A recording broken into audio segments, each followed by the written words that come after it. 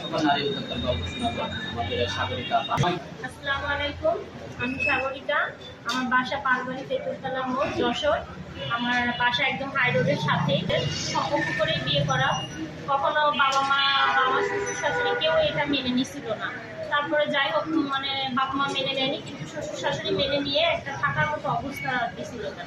কিন্তু আমরা যে খাওয়া দাওয়া, যে ইনকাম সোর্সটা আমাদের কিছুই ছিল না, মানে খুবই অভাবগ্রস্তর মধ্যে আমাদের দিন যাচ্ছিল।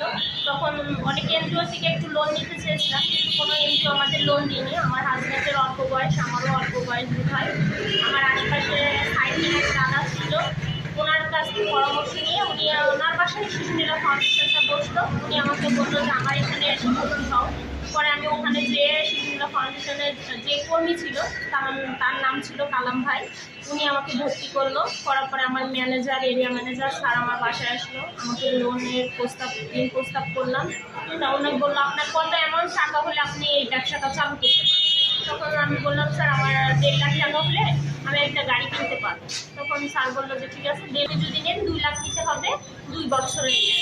আমি আমার হাজব্যান্ড, আমার শ্বশুর, তাদের সাথে পরামর্শ করলাম। করার পরে ওরা বললো যে ঠিক আছে নেও। পরে আমি একটা ইজি বাইক 2 লাখ টাকা দিয়ে ইজি বাইকটা কিনলাম। এই ইজি বাইকের থেকে মনে করেন আমার হাজব্যান্ড চালায়, ওটা থেকে মনে করেন আমার ইনকাম সোর্স শুরু। প্রথম থেকেই আমি ওই ইজি বাইকটা দিয়েই আমার জীবন কাটতে শুরু করলাম। আজ আমি এখন আমার 5টা ইজি বাইক আছে। আমার জীবনের প্রথম ইজি বাইক হচ্ছে এটা দিয়েই আমার ব্যবসা পরিচালনা শুরু করা। এই ইজি বাইকটা দিয়ে আমার হাজব্যান্ড চালাই, সেই টাকা দিয়েই আমি সংসারও চালাই। কিছু টাকা এখন দিয়ে একটা পুরোনো ইজি বাইক, তারপরে যে আমি এটা কিনেছি। পিছনে আমার আরও একটা ইজি বাইক আছে। এইটা মোট আমার 5টা ইজি বাইক। দুটো দূরের পথে রয়েছে, আসতে পারতেছে না। আর 3টা কাছে ছিল, এই জন্য আমি 3টাকে নিয়ে আসছি। কিন্তু আমি আজ এই শিশু নীলা ফাউন্ডেশনের থেকে টাকা নিয়ে আসি। আমি 5টা ইজি বাইকের মালিক। কত টাকা লোন চলছে?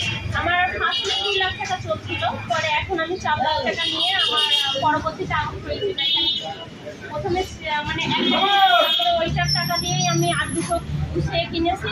আর পরে 4 লাখ নিয়ে আমি 8-200 কিনেছি। মোট 5টা ইজি বাইক করা। প্রতি মাসে কিস্তি কিন্তু হয় 23,000।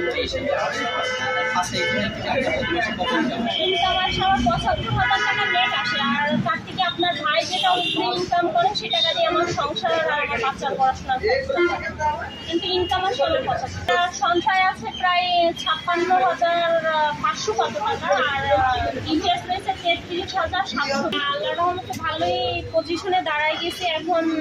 ওই প্রায় আমার 4 লাখের ঋণগ্রস্তটাও শেষে 10 লাখ টাকা অ্যামাউন্ট আমার আশা আছে যে আমি শিশু নীলার কাছে চাইলে পাবো। আমার এটা বিশ্বাস যে সে আমাকে, হ্যাঁ সে আমাকে মানে এটা আমি বিশ্বাসের যোগ্যই আছে।